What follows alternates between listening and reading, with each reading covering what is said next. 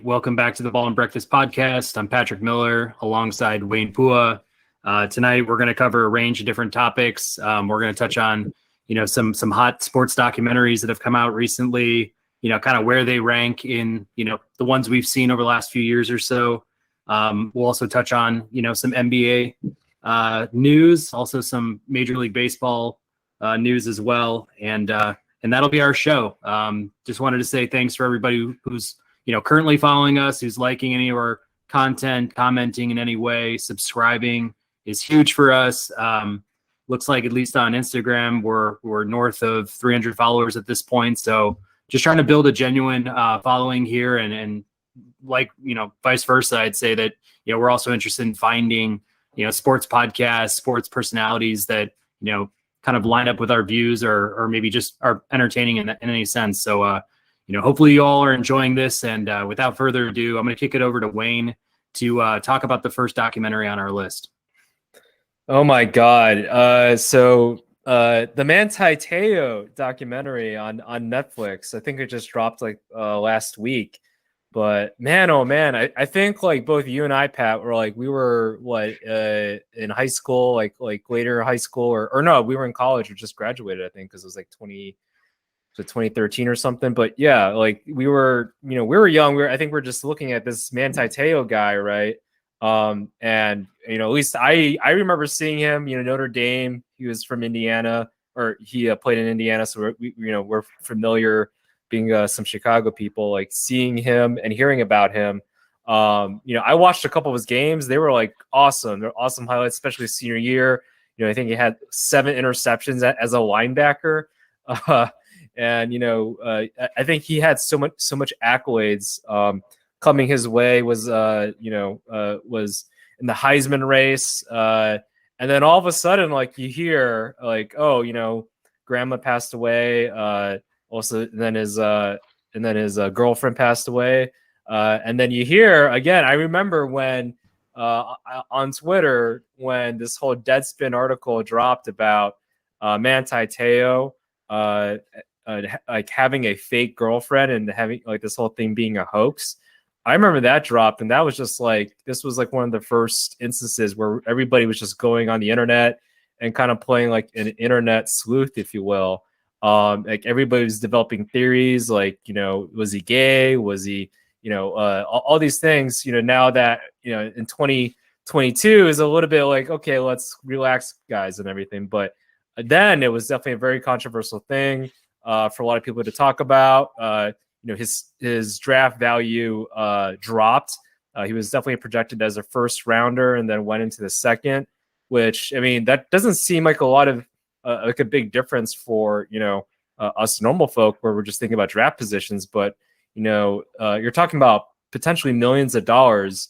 First rounders in the NFL, a lot of them have guaranteed contracts. So, that is a big drop in that sense from his career earnings. And yeah, you're only going to earn so much as an NFL player, over the course of a 10-year career, if you even hit that. So yeah, his career definitely blundered, and the documentary really did a really excellent job, I think, of describing, the mental health aspect and its impact on him, and then what internet trolls, all the memes and everything that we do, this actually affects actual people. Online bullying is a thing, and we all talk about things about the metaverse and how these abstract things on the internet or the digital world can't have effect in the real world, right?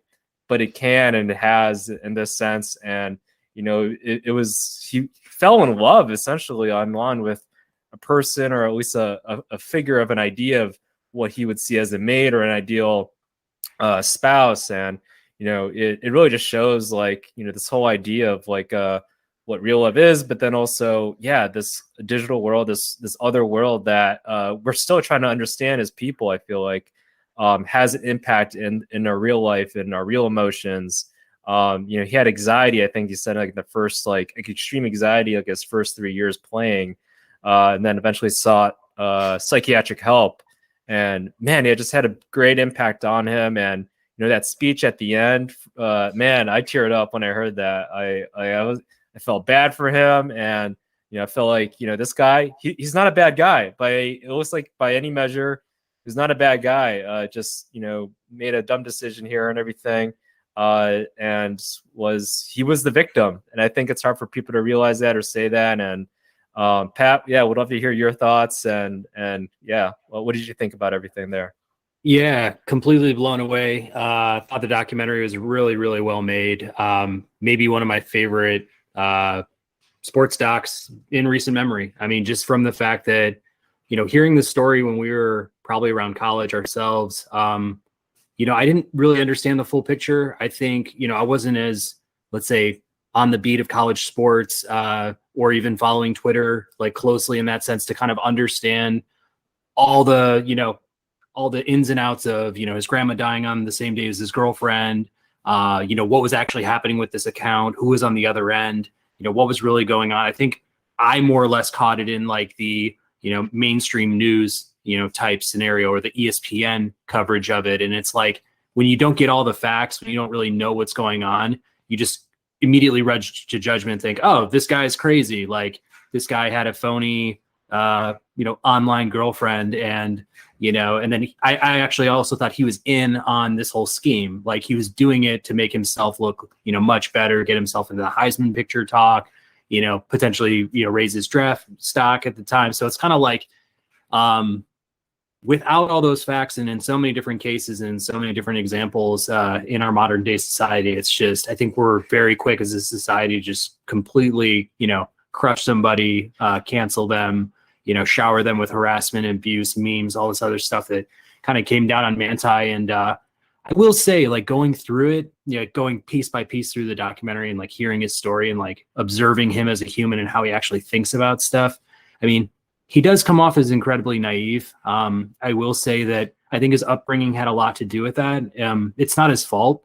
I just think that, he grew up in a smaller society. I mean, I think he was very disciplined as a kid. You could tell that his dad had really high expectations on him and probably pushed him to no end, to no limits.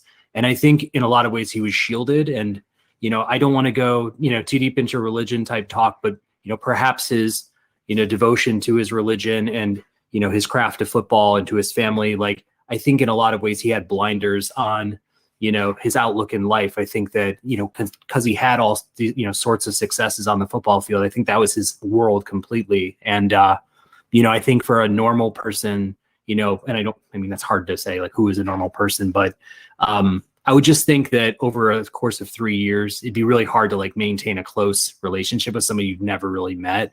I could see it as like a pen pal thing if you were, just in need of somebody to talk to, but it kind of got to levels where maybe I would never fully understand. Like I could never have an exclusive pen pal who's called my girlfriend and then, just kind of get, twisted through all these loops and turns. And like, she's dying one day, she's got leukemia the next day. She comes back from the dead. She's sending pictures of, a sign and like, everything he asked for. And like, now he did get that validation through his friends that this person like was known somehow, some way, or people at least had communicated with her in some fashion. But it was like, man, I don't know. Like there were so many twists and turns and, I don't want to drop any blame on him in this like situation because I think, Renaya Tuiasosopo was ultimately like the catfish in the situation, was kind of like really driving a lot of this abuse and playing some really like ugly mind games with this guy. I mean, it really like destroyed this guy. Not only then, but like you said, like over the next 10 plus years, I mean, this followed him everywhere he went and it crushed his draft stock. I mean, they were saying like teams wanted to avoid him. They didn't think he was capable of being a leader. They didn't think they wanted to, grab a guy with this much baggage, following him. Like, who is this guy? Like, he must be insane is kind of, I guess, my interpretation of what front offices were talking about then. But no, you could tell he's definitely matured over the years and just seems like a really down to earth, genuine guy. He seems like he works hard for the people that support him and he wants to be a role model. And you gotta give him credit in that sense. Like, I feel like in the same sense you said you teared up, I was watching that. I was just like, this is super powerful because, he's basically saying like, you can say whatever you want about me, but I'm just going to still be me and I'm going to be, best version of myself, kind of like a Bill Russell type mindset. And, I hope he's doing well now. It seems like he's been out of football for a couple of seasons or so, but just in general, I hope that I know he's married and I think he has a family, so like I hope his life has gotten back on the right track, and I think this documentary did like wonders for him as a person. Yeah, no, he didn't just get married. He got married to like a fitness model, right, or something. So yeah. So I mean, how can you not love life? I feel like yeah, I think this goes to show it's like, hey, things didn't work out maybe to in the professional sense, or how we would define like as outliers success for this person, right? Yeah, sure, it would have been awesome if he was this generational talent, like the next Ray Lewis of some sort, and just kicked ass, enter the Hall of Fame and do all that. But yeah, this crappy thing just messed with his head, and his parents like definitely described that as like, yeah, he had major anxiety like when he was in his first couple years, and it just never really got out of it. Like he never played free, I think was what he said. So I think my biggest thing was like, it was definitely a what ifs, right? Like, what if this never happened? That's definitely one. What if he chose USC instead of Notre Dame, because he said he wanted to go to USC, but then this whole like some person told him that he trusted, like, hey, you ought to be the only Manti Te'o, or the only Polynesian basically in Notre Dame. And I guess that was a good idea, but then it was like, well, Notre Dame's a Catholic school and I'm a Mormon. there's like probably like 0.00 or 0.1% Polynesians in Indiana or whatever, where in USC there's a lot more. I know there's a lot more in the West Coast of people of Hawaii and Polynesian descent in the West Coast area, because it's closer to family and everything. A lot more people, players have gone of Polynesian descent have gone through the USC system, so there's definitely that lineage there. They also like recruited like Matt Barkley at the same time. I think they were the same year, so that would have been something if Matt Barkley on the offensive side, and then not the best, I guess, pro career, but had a pretty successful college career. I think he played all 4 years and everything. So yeah, that could have been something. I don't know if they would have had the same national championship prospects as maybe Notre Dame. Maybe they do, maybe they don't. But we never would have known all that. So that, yeah, definitely a game of what ifs and all. But in the end, like he's made his money in the NFL. I don't know what he's doing exactly right now. But hey, has a wife, kids, seems he's doing pretty well, mentally and at a good space. So, you can't knock on that, especially right now. So, Yeah, I don't have a ton of other takeaways. I mean, just kind of like the Ronaya aspect of the whole documentary is just like the darkest, most evil person. Even today, I think that person is seriously a sociopath. I mean, it's just like kind of the route she took to, come out, and it was Ronaya was a male and now identifies as female. But going through kind of cousins and friend networks and stuff to like build a new profile, to like befriend different people in circles that she's aware of in real life, and then kind of like just kind of tear people apart in the process. And like she's going on this line of like building emotions for him, being like so deep in the tunnel vision, but I mean honestly just comes off as like a very manipulative, it was really insecure type of person to like completely kind of control somebody in that sense. And especially when you're using a fake alias and like, it's just, yeah, man, I catfishing wasn't really a thing that I think we all were thinking about when we were in college around that time. So it's like, maybe I got to give him a little bit more credit on that sense too. Like, where he went with it was a little different than maybe most of us would, but in the same sense, I feel like catfishing has become more of like a socially, more normal, or I don't want to call it acceptable, but it's just more prevalent today than it maybe was when Facebook got started. But in any sense, the ups and downs of that doc, I mean, I haven't gone through something like that with a sports doc in a very long time. Yeah, no, as a doc, like it is funny how it's a 2-part series, but it's just 2 hours really, and it's like, oh, I feel like that's the Netflix way of just like oh yeah, I wouldn't want to watch like a 6-hour movie or anything like that, but I'll watch 6 episodes, 1 hour each of a docuseries, right? So, but no, yeah, it was really well done. Like they really captured, I think, all the elements. I was surprised that they got Naya. Like, how did they, Yeah. she agreed to it. So I was really surprised that they were able to do that and get like really all the major players involved, including some of the coaches, people from Notre Dame, his family, basically every essential person, people from Deadspin. So, kudos to the producers for being able to get everybody involved and get the word out there of, their version, their tale of the story of that is this whole Manti Te'o's catfishing scandal. So, yeah. So, but yeah, I guess speaking of some other, sports documentaries out there, Derek Jeter launched his, was it maybe a couple months ago now, but I think it just kind of finished off this past week, I believe.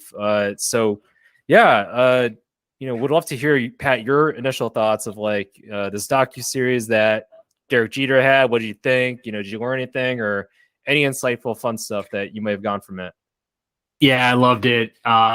It brought me right back into 90s baseball, which is like one of my favorite eras of baseball. I mean, when I was a kid, I used to buy the World Series tapes on VHS, and I would just go like 1990, and I had every single one for the decade, but we like go back and watch them and kind of the, just the narrator talking about the teams and the players on those teams. So like just going through, Derek Jeter in the 90s, I mean, it just kind of like brought me right back to childhood when you think 96, 7, 8, or I should say 96, 98, 99, 2000, 97 was the Florida Marlins. But I will say the documentary outside of baseball does a really good job at, putting us back into Derek Jeter's shoes when he was a kid growing up in Kalamazoo, Michigan, being biracial in that time, in that area, kind of the things he had to deal with as a kid and kind of how his dad, pushed him to, work his butt off, sign a contract that says, I'm going to do this, and that. Here's all my goals. I'm going to, included accolades, but also,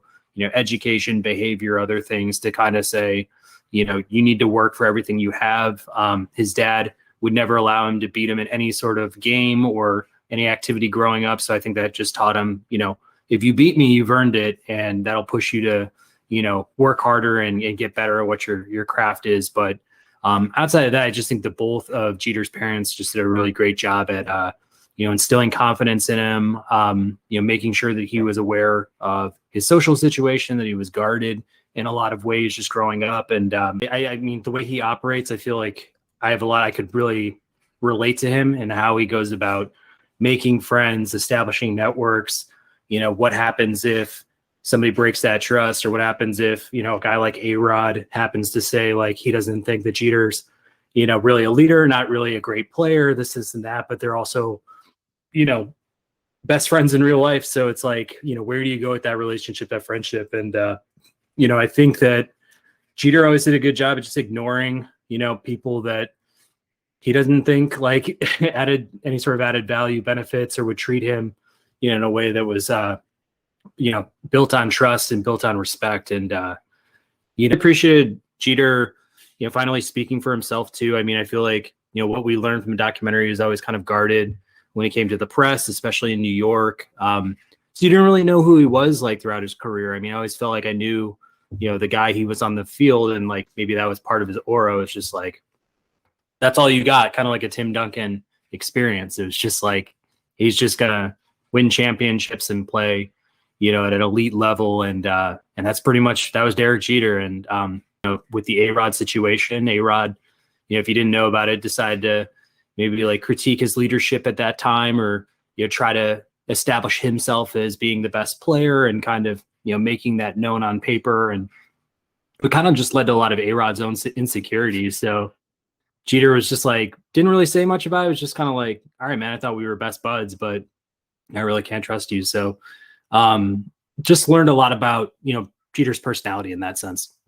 Yeah, for sure. I think I liked it really kind of just shows like his intellect here with, he knew how to play the press game. He knew how to play the New York press game, what to say exactly, how to construct, the proper, framing around a story.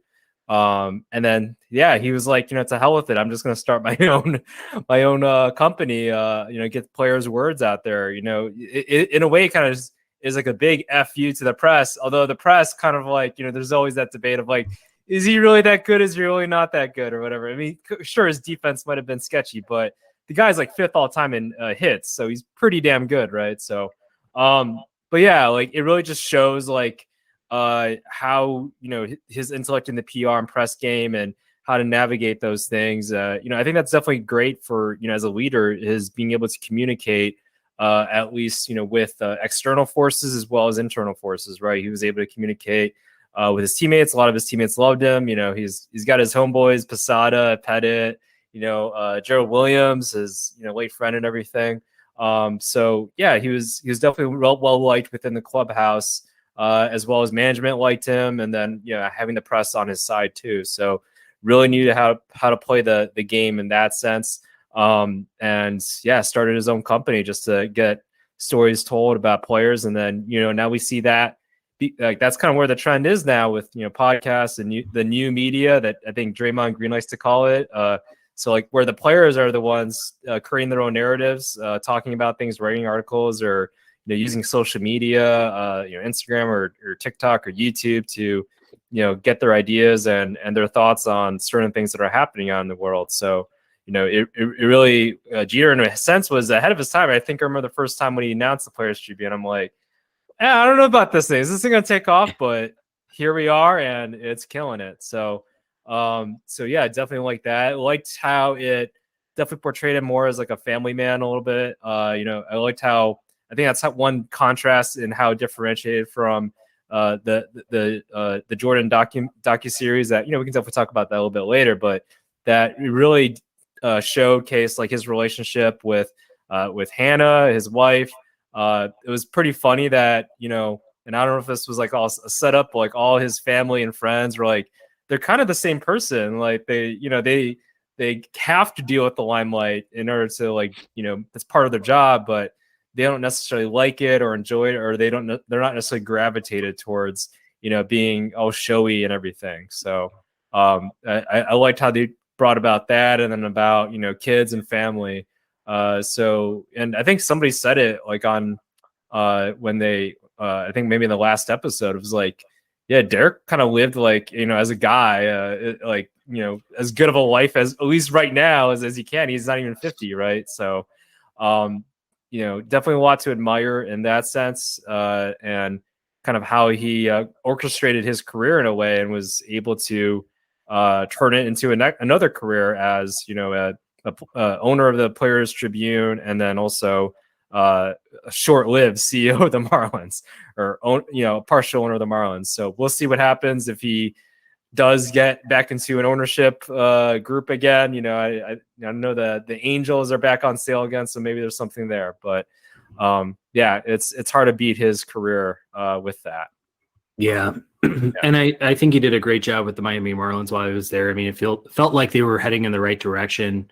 We didn't really get the full scoop. Maybe that's just Jeter being Jeter and just like not wanting to get into any sort of issues with ownership that's currently there, like what the separation was really all about. But it just kind of seemed like it was in conflict with winning baseball games. And that's what, got him this documentary, was because he won baseball games, he won championships. And the reason why he did that was because he was a great leader. He really brought guys together. He got rid of distractions. Like, if any of these current players in any sport just want to understand what it takes, I mean, just seriously watch that doc, maybe watch the Jordan one, if Tim Duncan happens to make one, watch that one as well. It's, Brady has his own doc. It's kind of like you start looking at who these docs are made after, and it's like, they're not made after guys who, had the most points in their career, or, were the faces of Adidas for a time. It's like, really it's just about, doing what you can for the team in order to get you over the hump, and, kind of always be,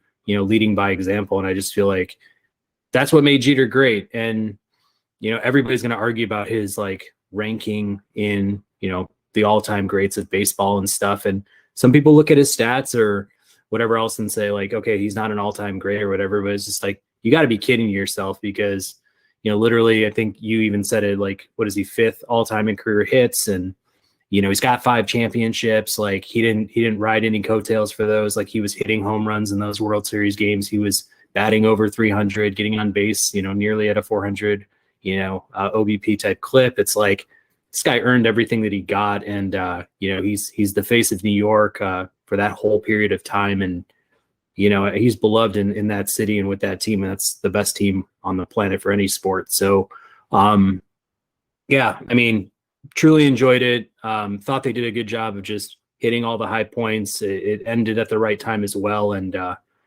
really enjoyed that one. I wanted to get your take, because we watched the Jeter one recently. And I think both of us watched, the Jordan Bulls documentary series, as well as Tom Brady's. Where do you think that stacks up among those two? And do you have any thoughts on the other two as well? Yeah, no. I mean, the Jordan one, like it won some awards, I believe, and it kind of set the precedent for all this. It definitely also hit at the perfect time, at the beginning of the pandemic and everything, right? Where everybody's like, they got nothing else to do, so let's just watch this Michael Jordan docuseries that's rolling out. And I think ever since then, it's kind of just snowballed into, we got to do a docuseries for Tom Brady, or yeah, we got to do one for Derek Jeter now and everything. So, and there's probably going to be more athletes down the road for that now. So, I think it makes sense to do it though. But I don't know, in terms of ranking, like, yeah, definitely Jordan's got to be number one. I mean, from the ones we talked about, the Manti Te'o one, in terms of just the sheer awesomeness of it, that would definitely be there. But I guess amongst those players, if it's Jordan versus Jeter versus Tom Brady, oh man, I would say for me at least, I would put Jordan first, and then The Last Dance, and then I would probably put. I kind of like I was almost said Tom Brady. I kind of like the Derek Jeter one first, and then the Tom Brady one. Actually, I think, for my opinion, it was definitely it touched some like different stories. It just felt a lot more interesting in that sense. Not to say that Tom Brady's life is not interesting; it definitely is. But I definitely think that Jeter's docuseries touched on a number of different bases. No pun intended. Outside of sports, that really went into his life a little bit more in detail, talking about the biracialness, diversity, as well as coming from Kalamazoo, and then having his friend pass away, Gerald Williams, and relationships as well. So really liked how it dived really deep into all those things a little bit more from that sense. And then I guess a close second or a close third would be the Tom Brady one. So, but yeah, what do you think? I align with that ranking fully. I mean, I think the Bulls one was great because, I mean, obviously we were a little bit biased because we grew up in Chicago and we experienced those the second 3, I think clearly. The first 3, not as much so. And I think that background really like helped me out as a Bulls fan to understand like where did Jordan come from, where these teams come from, and how they really, establish that type of, winning culture, and to kind of get a sense of all the different personalities too. Like I know Jordan was doing a lot of monologues throughout it all, and kind of it was Jordan centric, but it also, he just brought in a cast of characters that we all recognize in that time period, like Phil Jackson and Dennis Rodman, and what Scotty's opinions were, and even Steve Kerr here and there. So I thought that was really, really well done. It did focus a lot on the actual games and winning, but I also thought it brought you into the locker room a little bit, and like, there were some good clips of just like some genuine camaraderie on that team that I thought was just fun to watch.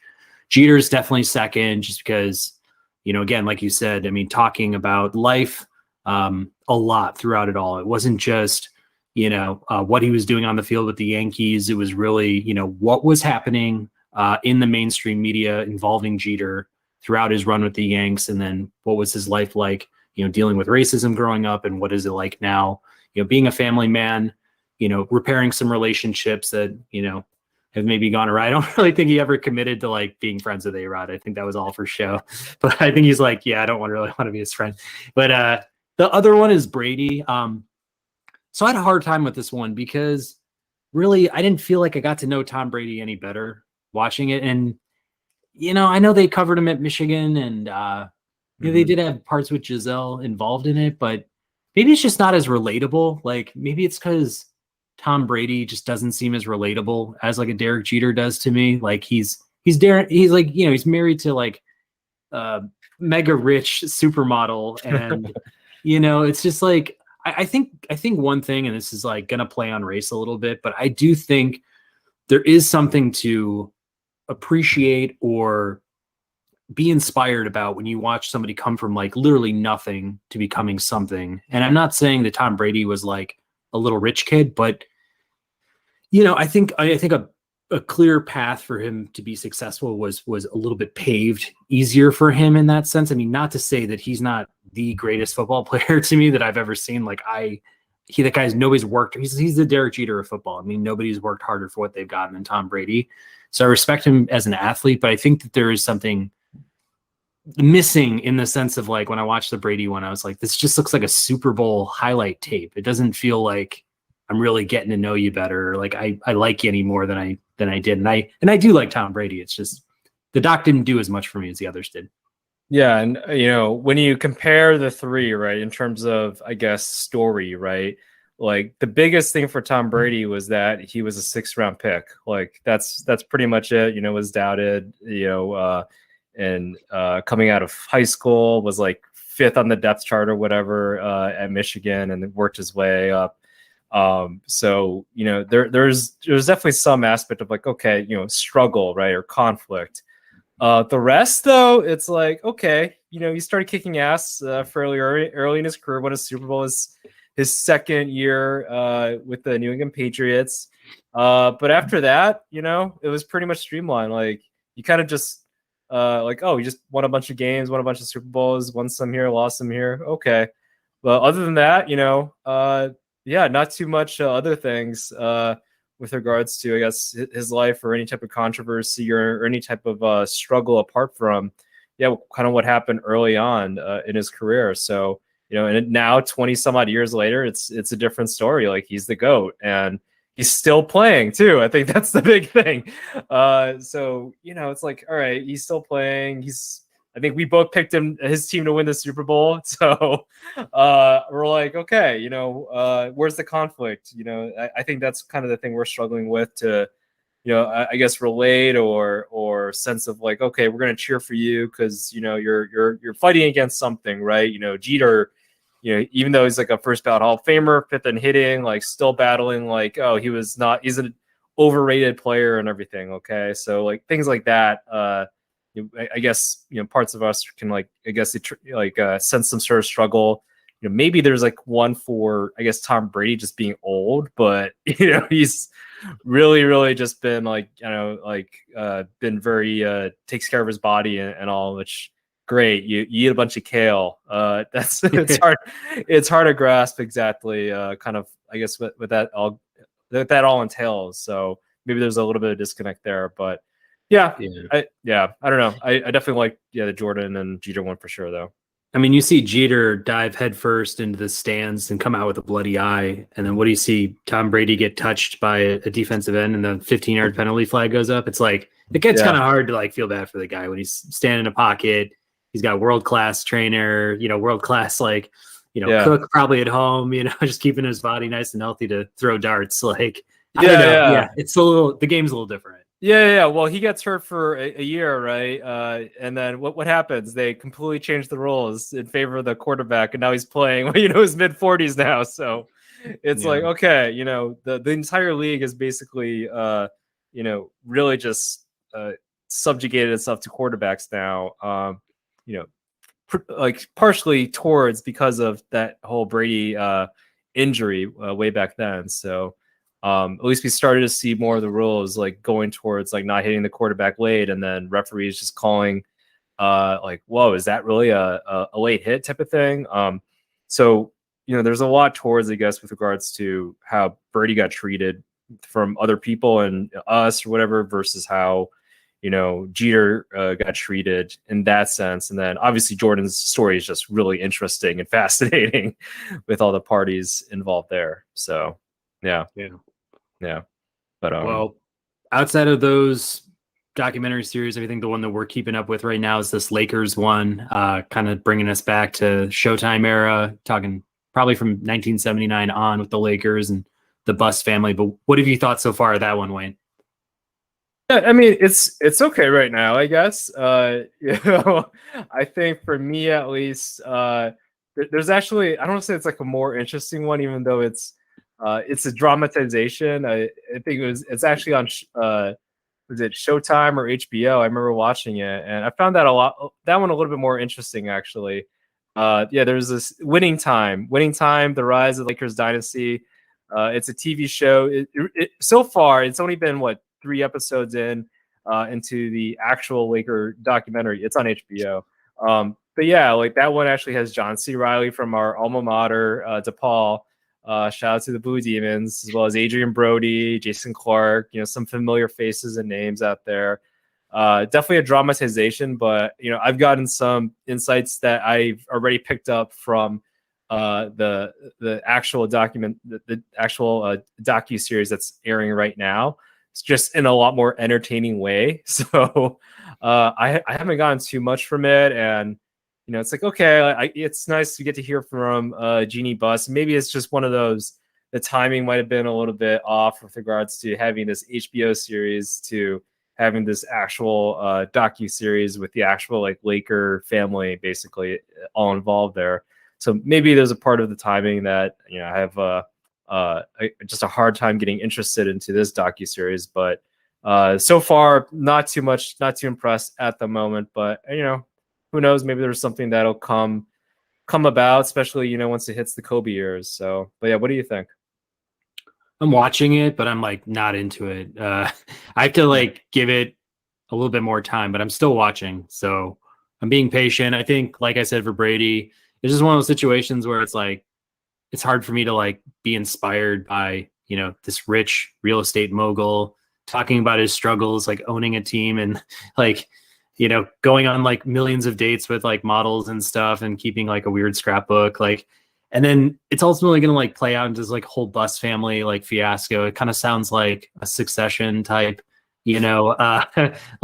comparison they're probably going to draw in this documentary series and how they produced it. But I don't know, man. Like I said, it's just with sports docs, you want to feel uplifted. You want to feel completely invested in these teams and players and their backstories and stuff. But it's just to get the perspective of the rich owner who's I don't know, who's having to make the tough decision of giving Magic Johnson $25 million. It's it's kind of goofy, and I don't know. I guess I'll see where it goes. I'm not going to judge it before I finished it, but yeah, I'll keep up with it for now. But at the very least, it's helpful to understand what was going on with that organization in the 80s, because we get products like Pat Riley, who now runs the Miami Heat and has had just a tremendous amount of success for himself. So understand, where did Pat Riley come from? What's his backstory? And, how did Magic Johnson gel with Kareem Abdul-Jabbar? I don't know this stuff. I mean, I'm aware of it, but it's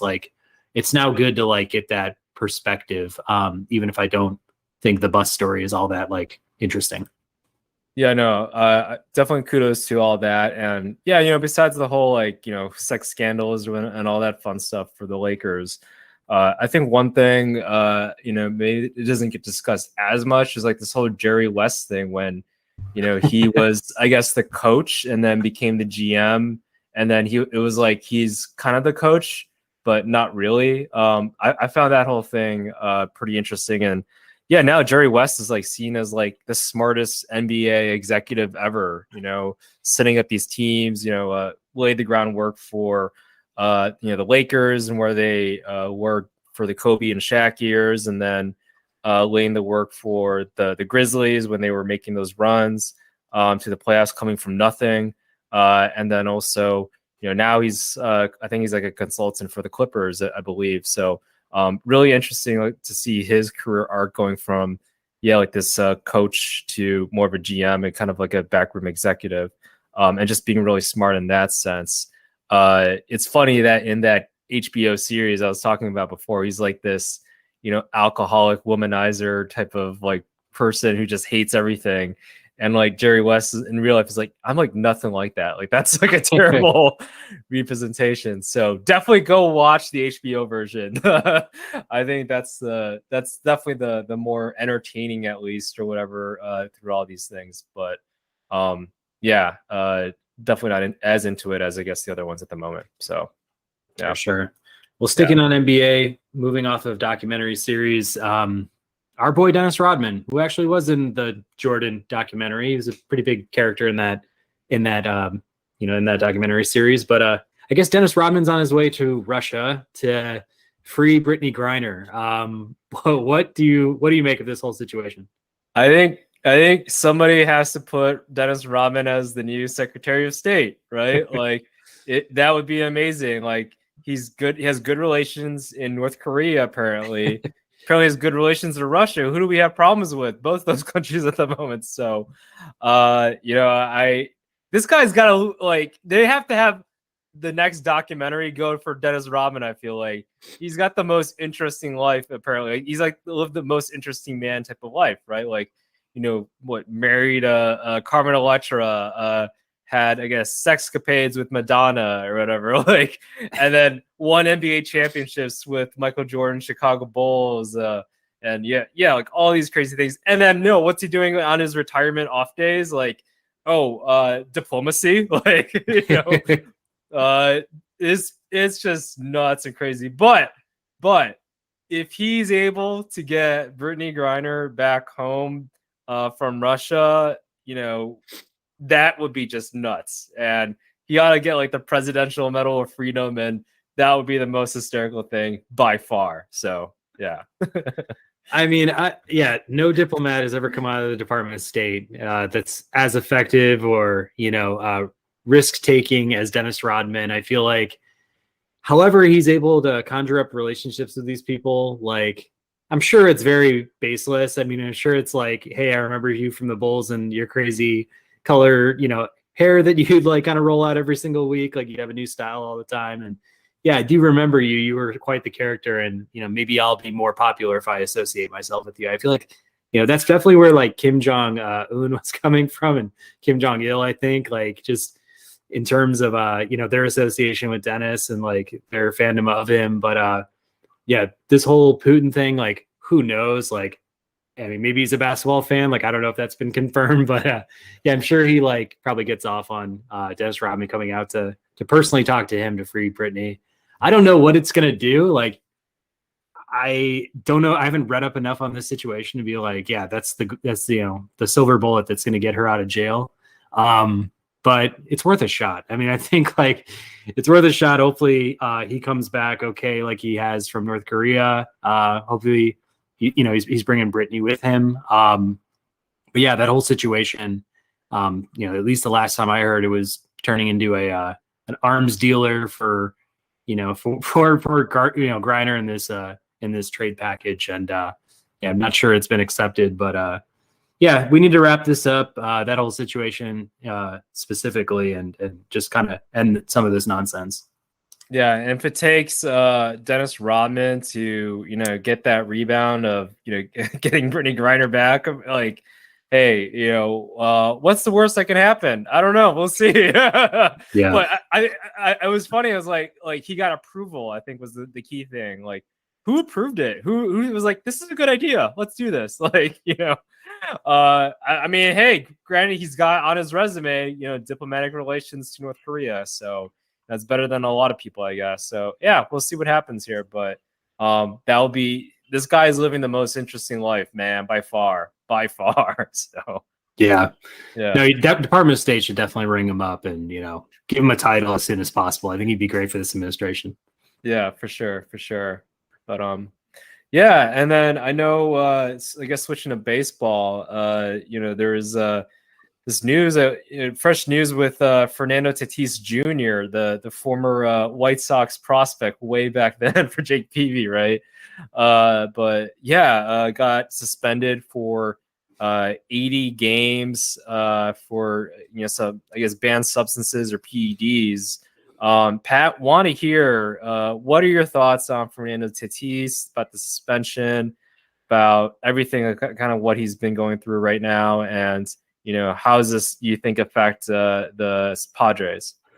What a bummer for the Padres. I mean, as a baseball club, because you're sitting dead in the middle of a playoff hunt here. You've got good positioning in the playoffs. Probably won't win the division, but knowing that Fernando Tatis is on his way, possibly at the end of this month or maybe into September, and what a boost it would have gave that team with Machado and the newly acquired Juan Soto. They've got a really nice starting pitching staff, some other really good hitters too. It's just like, I feel terrible for those players, for their manager, for their GM. That unfortunately, the guy you extended for 13 years at $300+ million has just decided to make a really selfish decision and put himself out for the next 80 games. So that'll take effect. It already did, and it'll bleed into next year too. So it just definitely sucks for all of them. And it was nice to hear guys like Mike Clevenger, Joe Musgrove, even AJ Preller, the GM, kind of speak out about his lack of maturity and his lack of awareness and just respect for them as players and people inside that organization, because flat out this guy cheated. I mean, there's no ifs, ands, or buts about it. His dad, Fernando Tatis Sr., played in the majors for over 15 seasons. He was actually rumored to have taken some sort of PEDs back in his time. He never got caught on any sort of list, so I don't want to put that out there as any sort of fake news or anything like that. But just in general, if you've got a dad who played in the major leagues, you should know firsthand all of the issues that could come around any sort of substances you're putting in your body, number one. Number two, every single baseball club has a medical staff, a training staff that prescribe drugs to these players, whether it's pain relievers, any sort of prescription drugs that they may have to take. That all goes through the team, and that gets approved through the team, and every player knows that. And Fernando knows that better than any other player because his dad played in the pros too, and his dad knows that too. And the problem is when it comes down to contracts, the CBA protects players who take steroids from having any sort of other provisions that would allow their contract to be voided or allow them to receive more monetary fines or games outside of what the MLB establishes. And that's been a players association priority for a long time, because they don't want to say, hey, we don't want to give MLB the authority to run a false test and then damage the image or career of a player that gets a false test or something like that. So there's been all sorts of pushback from the players over time about the penalties for steroids and what happens. So if you look at this kid, he's already got his money. It's in the bag. He has nothing to lose, and he's actually playing on his rookie deal right now. His mass extension doesn't even start until after his rookie deal is complete. So he only loses $6 million in this whole thing when he's making $300+ million over the life of his contract. I mean, it's a la Deshaun Watson with getting 200 guaranteed and having to pay a $5 million fine for harassing 25+ women. So it's just like, I don't know. I have zero sympathy for this guy. He said he took Clostebol, for some ringworm that he had. And then his dad came out and said that he had some sort of hair, at the top of his head type itch that he was trying to relieve. So like, family, get your story straight. Like, communicate with one another, because I mean, you're the only people that can back each other up, and even you guys don't have your stories straight. He's coming out today, real somber type expression. He's apologizing to his country. It's just like this, it's like, let me go barf for a second in a bucket and come back and I'll listen to the rest of your speech. But yeah, I mean, at the end of the day, this guy also kicked off his year by getting in a couple of motorcycle accidents. One that he actually, broke his wrist through, and then another one that he had to he had to remind himself which motorcycle accident when he was asked by Preller about the accident preseason. So it was like, this guy's gotten multiple motorcycle accidents after signing this mass extension. I mean, he shows absolutely no sign of being a leader. I'd be so nervous about the next 12 years with this guy. I mean, I legitimately would just seriously go into this offseason putting out feelers to the entire league and just seeing what the offers are. And I might just take the best offer, because I mean, he's a great player. Don't get me wrong, but he's kind of a loose cannon. He comes off as very selfish, very immature, and at the end of the day, you got to be worried about stuff like this happening over the course of time. And you also got to evaluate, like, what will his performance be like if he's always been on some sort of PEDs and he just never got caught? Like, what kind of player is he for real? Like, we don't really know if this has always been a part of his his makeup. So those are my thoughts. Wayne, would love to hear what you think. I mean, you touched base on a lot of, I guess, my thoughts there, but yeah, was it 14-year, $340 million is the contract. Like, hire a chauffeur. You don't need to be doing motorcycles. Like, have a list or work with your actual team doctors, or have somebody that is in conjuncture with everything that's happening in terms of banned substances. Like, these are things that you do as a highly paid professional in any job that you're doing, whether you're the best paid janitor in the world versus one of the highest paid Major League Baseball players in the world too. So that's what you sign up for if you are a professional player and playing at a high level and getting the money. So it's just one of those things. So I think it's just he's young. I think this is a reason why a lot of teams normally don't give these large contracts to just young, either NBA or MLB talents. Why there is like those rookie deals and such. You look at people like with Jay Williams early in his career getting that motorcycle accident, and he's even admitted, like, yeah, man, I was just immature, like, going through life. I thought I was indestructible. Maybe Tatis is going through that same kind of ordeal. So, and hey, look, I get you're young, and I wouldn't know what I would do if I was 23 and going to be $340 million richer and everything. So it is definitely hard to say, like, oh, I would definitely act differently. Maybe I would go the Derek Jeter route, right? Just be like a guy that's very methodical about what he says and how he acts. Easier said than done, right? So with all that being said, yeah, he's just kind of deserving what's I guess coming his way. Yeah, he's not going to be with the Padres until next year. So it is a good thing that they did load up on Soto, who has 3 years, I think, on his contracts to the remainder of this year and 2 other years. So we'll eventually see 2 years of Soto and Tatis. Granted, nobody gets traded or anything like that. So yeah, I guess there is some prospects, but it definitely hurts the prospects of Tatis or the Padres winning a World Series this year. Not to say, I think Kim is the shortstop is terrible. He's actually has some pretty decent numbers, but he's nowhere on that Tatis level. So it's hard. It's bad for the Padres.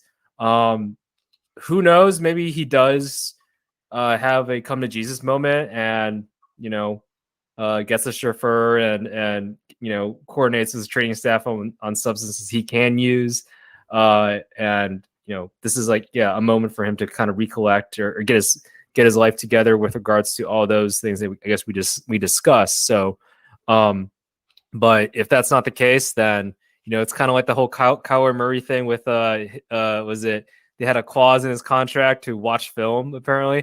Maybe now it's like it ought to be some sort of a thing for maybe it is going to be more of a thing on clauses like that for a lot of these younger professional athletes if they are 23 years old and getting 14 year-long contracts. So but yeah, overall it's just not good, not good for anybody, I think, what's occurred. So yeah, and it hurts the game. I mean, it hurts Major League Baseball and their PR and their fans' perception, because again, we're just coming off of the Houston Astros cheating scandal, among the Boston Red Sox cheating scandal, among rumors of a Yankees scandal as well during that time period. We've gone through the steroid era, and this is your most marketable player next to Shohei Ohtani, next to possibly Mike Trout. I mean, it's like this guy's on all the commercials, just loved his energy coming out, of the gate for his career, putting up insane numbers, albeit with injuries. It was like, what a fun guy to kind of follow. I mean, he just has a ton of charisma, can play multiple positions. You can speak pretty well in English, as well as kind of catering to a Latino fan base. It's just, again, like, I don't know. I feel like baseball doesn't do itself favors because they don't enforce enough of what needs to be enforced at this point, from a cheating or a, PED usage standpoint. It's like, these are black guys you've already, incurred and have gone through. Like, can you do something to, figure this whole situation out? And I like your point on the rookie contracts because, I think we talked a lot about the White Sox and, don't have to go deep into it, but if we look at the guys that we've extended, like an Eloy, a Luis Robert, Yohan Moncada, like we've shelled out some money to some really young guys. And, some of them act like, in my opinion, like their shit don't stink. Like they're wearing, multicolored gear on top of their unis with gold, gold chains and, buttons all the way down to their stomachs and stuff. Like I'm not trying to be the old man here, but in the same sense, I'm like, these guys like need to like clean it up. Like, you know what I mean? Like just need to like, just get into the game a little bit more, show us why you're worth all that money. And I think when you give it out too early, some of that incentive just goes away. Like they're sitting back. Like, I don't really have to push myself for another 5 years until I'm due for free agency. So thanks for the cash. And, I have boatloads of talent, but I just have no drive anymore. And, it's crazy because for the Atlanta Braves, we watched, them do the same things with Acuna and Albies, and now they're doing it with Austin Riley and Matt Olson, and they just extended Michael Harris. And it's like, for some reason, those guys all gel, and those guys are all like pushing themselves, and like they're playing at like all-star, superstar type levels, and it's like, damn, man, I wish we had that. And it's a good question to pose. Like, is it worth extending a guy that young? Like what kind of culture you need to have around your organization? Like what kind of coaches you need to have in place? Like who's your front office staff? Like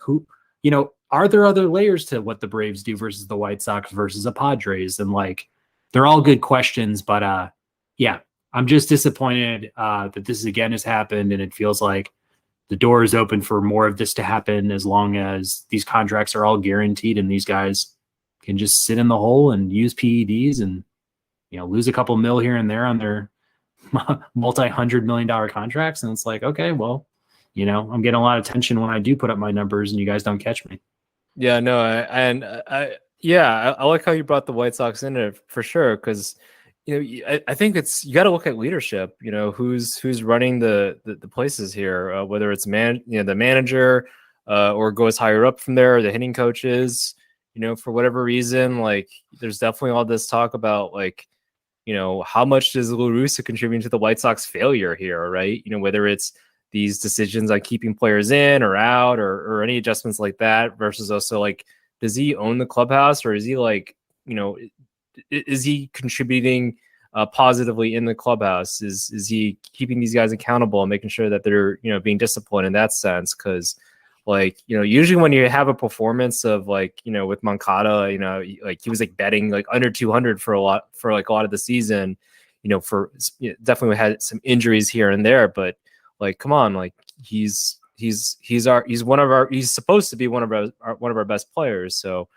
yeah, like what is happening, I think with the White Sox is definitely, you can definitely put a lot on the leadership, but they kind of copied, or maybe it's more so the Braves copied what the White Sox are doing, but they're just succeeding at it. They're just doing it better.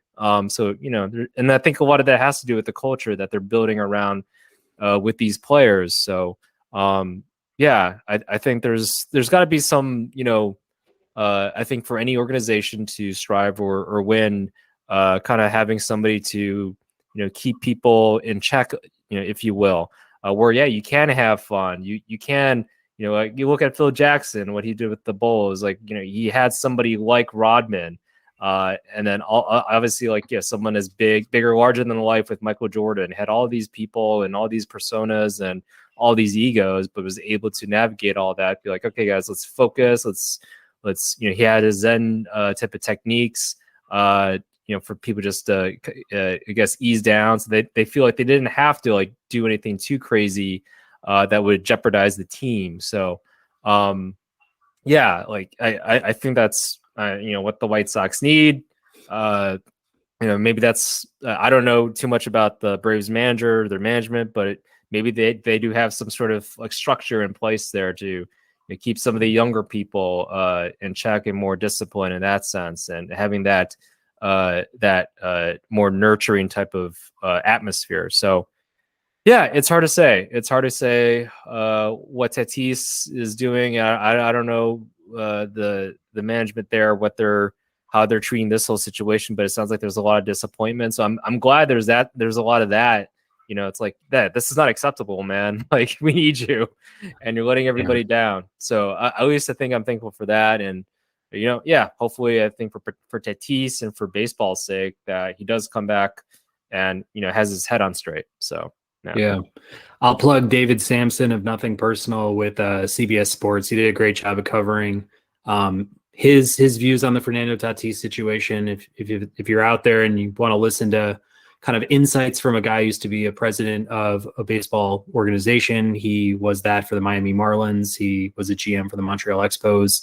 So he's been around the game. He knows he knows Fernando Tatis pretty well, the senior version. He knows what Fernando Tatis Jr. is going through right now. And no, it was good to listen to. But yeah, I mean, there's a lot at play when it comes to PEDs and these guys. And hopefully there's just the game and the MLB Players Association come together and kind of rethink some of these rules and provisions and contracts, because it's turning into black eyes for their own sport, and it's going to do them more harm in the long run than it will hurt them in the short run with any sort of PED fines or suspensions or anything else like that. So with that, transition into another PED. I mean, just kidding. Albert Pujols is on a absolute run right now. Cardinals have won 8 straight. Pujols has had, I think you said it, Wayne, 7 home runs in the last week or so. Just on an absolute tear. What do you make of his whole performance lately, and what he's doing for the Cardinals at his age? Yeah, he should have never left the Cardinals. I feel like his career, I feel like, would have turned out so much better, maybe, because he left, I think, when he was like 32, like went to the Angels, I believe. So yeah, like, man, I love it. I love it. Like, this is his last year. This is his last hurrah. He's leaving it all out there on the field. I think he's probably he's like, man, I want to get to 700 home runs, right? I think A-Rod's ahead of him at like 696 or something. So, I love that he's able to, he's 3 behind Alex Rodriguez here. Right now he's 5th all time in homers. So, but yeah, just won honors for NL Player of the Week with 7 homers in the last 12 days.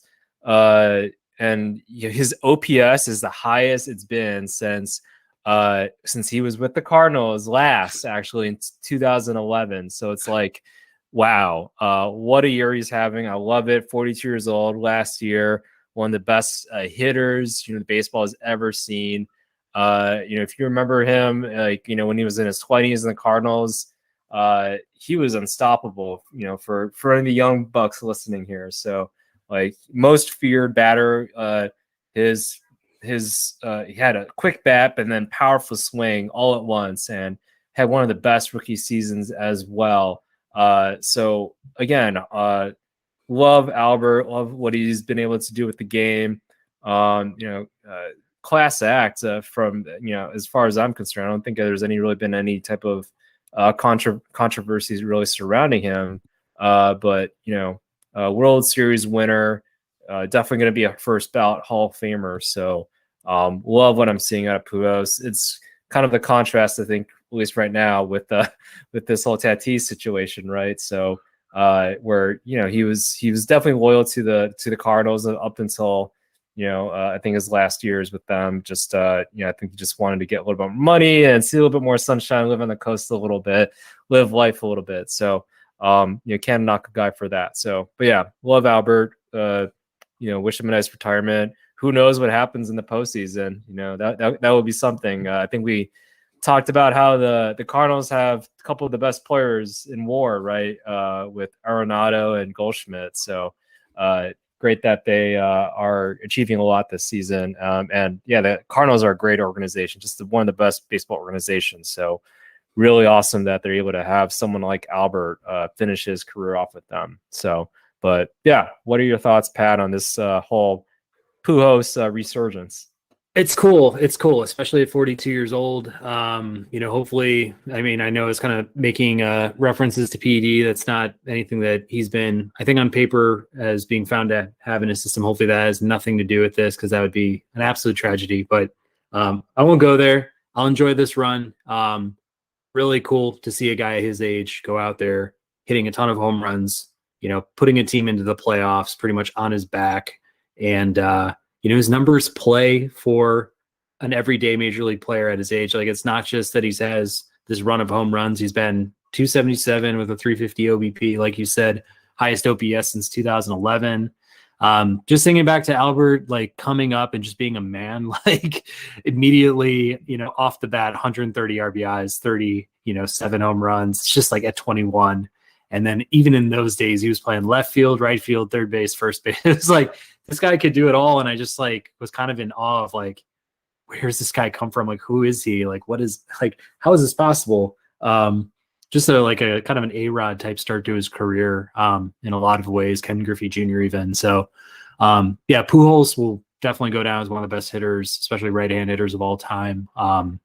Just a flat out rake, controlled the, strike zone, just put up numbers year after year. And like you said, great leader. I mean, him and Yachty together was always kind of like the brotherhood. Even when he was, visiting as an Angel, they'd always like stop the game to have him tip his cap, and he would hug Yachty and stuff and be crying and everything like that. It's like when you play baseball in St. Louis, it's like, it's a culture, it's like, it's cool in that sense. Like I've been to St. Louis. I'm sure you have, Wayne. Like, I don't think it's that cool. Like St. Louis is like real forgettable to me, and no offense to anybody in St. Louis, but like, they'll definitely take offense to that. But I just think it's like one of those towns where it's like, if you're from there, you're a Cardinals like diehard, and like that is life. And then, you go to any other major city that has a baseball team, like maybe outside of New York when you're in the Bronx or something, but like really there aren't a lot of cultures like that. I mean, the Cubs, I don't obviously love the Cubs, but they have a really, united culture in that sense. I feel like it is life for some people that go to those games. But anyways, he's going to cap off a great career. Hopefully he gets to 700 just for the fun of it. Could he pass the Babe? I don't know. I mean, it would take like a absolutely historic run here in this. You'd have to do like a Sammy Sosa, 20 homer a month in September or something like that. But no, I mean, it's cool. And he's becoming fantasy relevant, which is just insane at his age too. So he's like popping up as like the top player to pick up. And I'm just so hesitant because he's 42 years old and a DH and has been washed prior to these years. But good for Albert, man. Like, if he wins the World Series on his way out, I mean, again, we're talking new documentary series that we probably, will fire up, and he'll probably have a documentary series at some point soon. Yeah, I know. Like, I mean, yeah, you look at his career stats and everything. Like, how do you not appreciate this guy or call him one of the best players of all time and everything? Yeah, he didn't have like the best, I guess, overall. Like, I think his batting average went down when he went to California. But apart from that, his power, I think, kind of stabilized somewhat there. So, but yeah, hard to knock on him for going to sunnier weather, especially after making your money, bringing a World Series to the Cardinals. You can't fault him for that. A couple, I think he had like 3 MVPs as well. So when he was the Cardinals, so yeah, he deserved to get a little bit sunnier and everything. And yeah, he's supporter of Down syndrome. I think he has a daughter with Down syndrome, so it's like, this guy's an angel and everything. Although I think his like nickname's the Machine, right? So yeah, love me some Albert. So, but yeah, wish him the good rest of the season, and yeah, happy retirement, man. Enjoy life.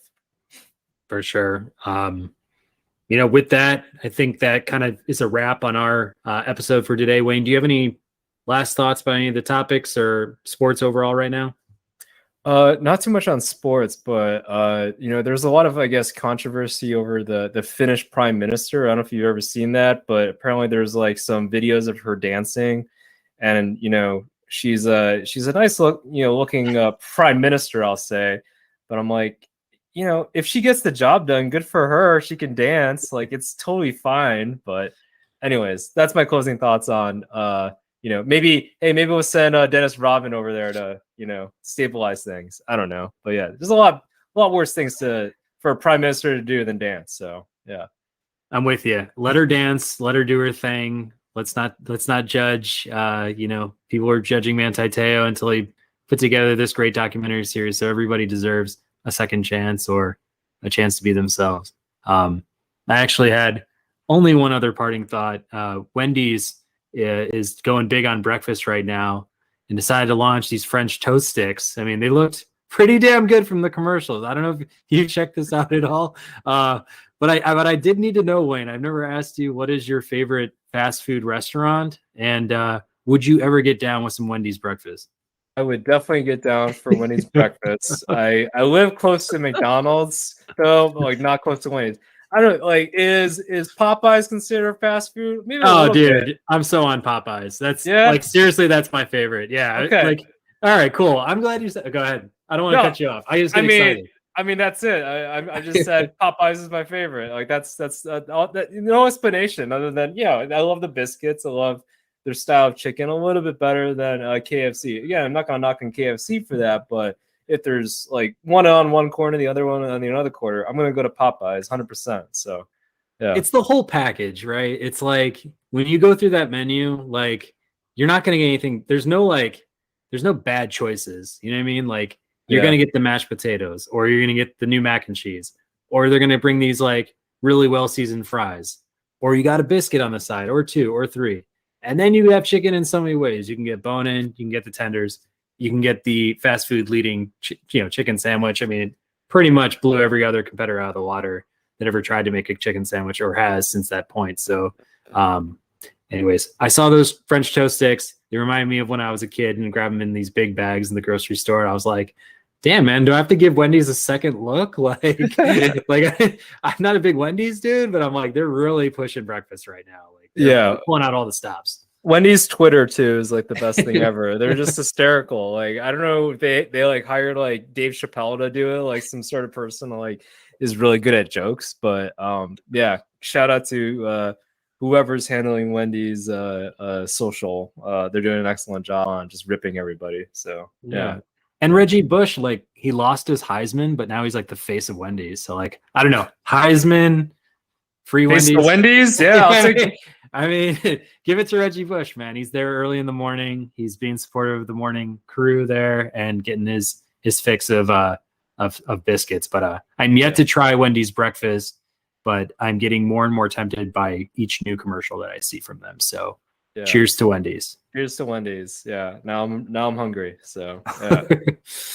All right. Well, with that, let's make it a wrap here for the Ball and Breakfast podcast. We should probably grab some of that breakfast at some point to go along with the ball, but we'll catch you guys next time. Hopefully you enjoyed the episode. Give us a subscribe, a like, a follow, anything, and we'll see you next time. Thank y'all.